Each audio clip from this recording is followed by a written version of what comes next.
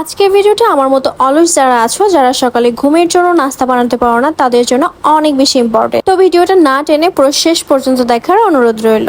So hello everyone, আসসালামু আলাইকুম। Welcome করছি আমার নতুন একটা ভ্লগে। আর আজকের ভ্লগটা অনেক বেশি হেল্পফুল হবে তোমাদের জন্য। অনলাইন প্ল্যাটফর্ম থেকে আমরা যে সবসময় খারাপ কিছু শিখি এমনটা কিন্তু না, মাঝে মাঝে আমাদের অনেকের থেকে অনেক ভালো কিছু শেখার আছে, যেগুলো আমরা হয়তো অনেকে আগেই জানতাম না, কিন্তু তাদের ভিডিও দেখে আমরা অনেক কিছু জানতে পারি। তো আজকেও আমি তোমাদের ছোট্ট একটা টিপস দেওয়া শেয়ার করবো, আশা করি তোমাদের অনেক অনেক উপকারে আসবে। যেহেতু নাস্তা বানানোর জন্য টেকনিক দেখাবো, তো চলো প্রথমে আমরা রুটির খামিটা করে নিই। আর নাস্তা মানে রুটি পরোটা তো থাকবেই, রুটি পরোটা ছাড়া তো নাস্তা কমপ্লিট হয় না। এজন্য আমি প্রথমেই সুন্দর করে আটার খামির করে নেব। আর আটার খামির আমরা কম বেশি সবাই করতে পারি। আর আটার খামিটা আসলে কিন্তু খুব সুন্দর করেই করতে হয়। খামির যত বেশি সুন্দর হবে রুটিটা কিন্তু তত বেশি সুন্দর হবে। আর একটা কথা বলে রাখি, অনেকের রুটি খুব সুন্দর হয় না, মানে সাইডটা মসৃণ হয় না, সাইড ফেটে যায়। তারা অবশ্যই খামিটাকে খুব সুন্দর করে রেডি করে নিবা যতক্ষণ পর্যন্ত তোমার কাছে খামিটা একদম মসৃণ না লাগবে। তো তারপরে হচ্ছে আমি সুন্দর করে রুটি বেলে নিচ্ছি। আজকে আমি তোমাদের সাথে ওটাই দেখাবো যে কিভাবে আমি রুটি সংরক্ষণ করি ফ্রিজে ফ্রোজেন করে। অনেকে আসলে এই বিষয়টা অলরেডি জানে, আবার অনেকে কিন্তু জানে না। তো তাদের জন্যই আমার আজকে ভিডিওটা। তো প্রথমে আমি সুন্দর করে একটা রুটির শেপে করে নিচ্ছি। এটা হচ্ছে যারা রুটি রাখতে চাও তারা রুটি রাখবা, যারা পরোটা রাখবা তাদের জন্য আমি নেক্সট একটা হচ্ছে পরোটা শেপের দেখাবো। এখন আমি যেটা নিয়েছি এটা হচ্ছে আমি পরোটা বানাবো। তো এটাও আমি সেম ভাবে একদম রেডি করে নিয়েছি খুব সুন্দর করে। আর এখন হচ্ছে পরোটাটা বানাবো। আর আজকের আমি পরোটা যে শেপটা করবো এটা একটু ভিন্নভাবে করবো। তো তোমরা চাইলে আসলে স্কোয়ার ভাবেও করতে পারো বা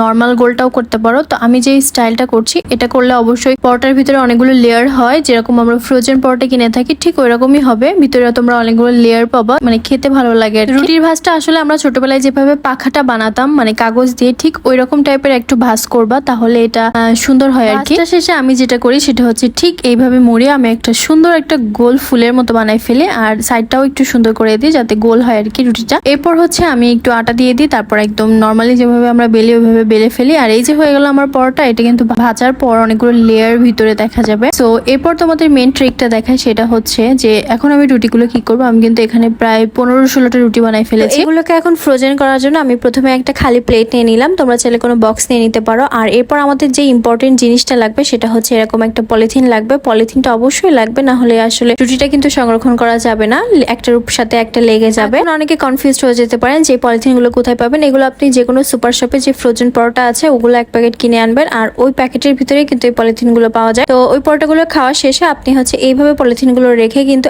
একদিন কষ্ট করে প্রায় 10-15 দিন কিন্তু নাস্তা বানানো থেকে চিন্তা মুক্ত হতে পারেন। রুটি বানাতে পারেন না, অবশ্যই হেল্পিং হ্যান্ড দিয়ে একদিনে বানিয়ে নেবেন, তাহলে আর কোনো সমস্যা হবে না। আর এর পরের দিন সকালে আমি দেখাচ্ছি। পরের দিন সকালটা ছিল খুবই সুন্দর, মানে ওয়েদারটা অনেক সুন্দর ছিল, খুবই ঠান্ডা ঠান্ডা একটা ওয়েদার ছিল। আর এই ওয়েদারে কিন্তু পরোটা খেতে বেশ ভালো লাগে। তো এখন আমি চলে যাচ্ছি সকালের নাস্তা বানাতে, সেই আমার ফ্রোজেন পরোটা দিয়ে। প্রথমে আমি পরোটা থেকে উপরের পলিথিনটা উঠাবো।